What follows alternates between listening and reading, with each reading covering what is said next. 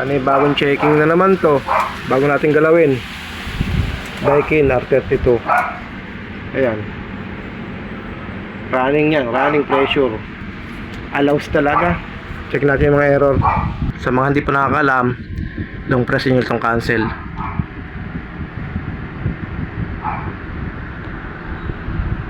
Yan, lalabas. Tapos pindot lang sa cancel. Pag may nagtumunog na sound, malalaman nyo.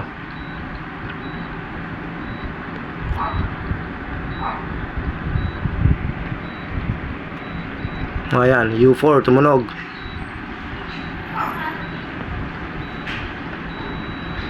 UO.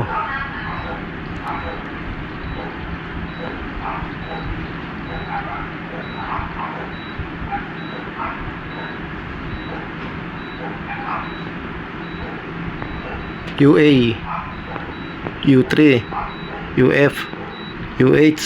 Ginagawa mo. Ano to? U2.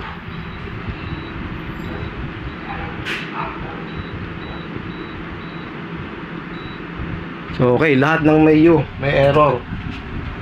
Troubleshooting to.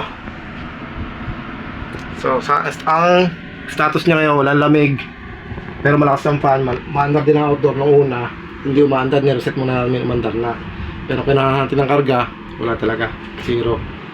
So, ang una check nito, yung free yun. May leak yan, possible. Binuksan na natin. Bago pa to oh. Hindi pa masyadong madumi nga ito na agad ang ebidensya, no? Diba? Pansinin yung mga master, mga tubo. Yan ang goods. Pagdating dito, yan iba yung kulay, malangis.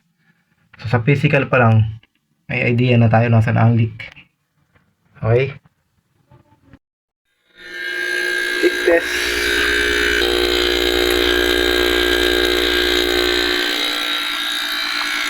Ayan lang.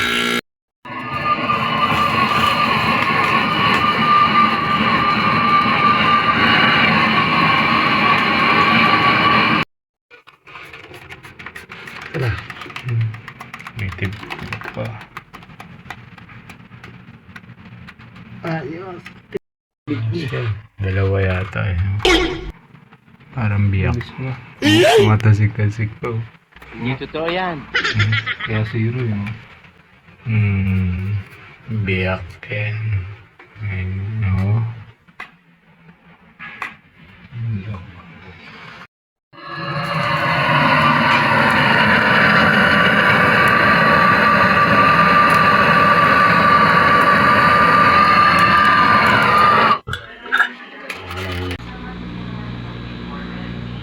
Leak test ulit, leak test. Leak test ulit. Wala na, parang walang hininang Back to original. Hindi totoo yan. Goods. Vacuum na. Nagba-vacuum na tayo mga master. Nahinanga na yung may leak. So vacuum for 1 hour. Vacuum for 1 hour.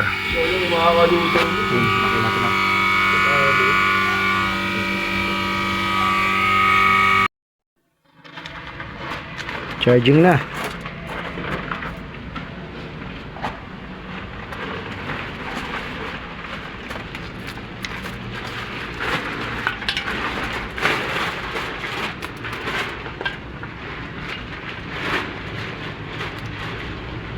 One ba yun? 0.8?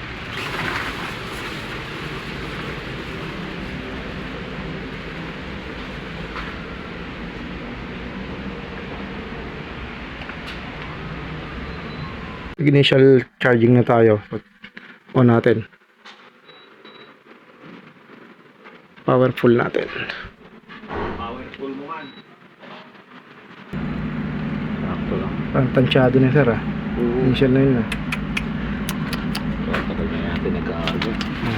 Pero sir, mga 6 yung leak repair mo sa isang araw, pwede mo gawin doon. Goods na to. Goods na.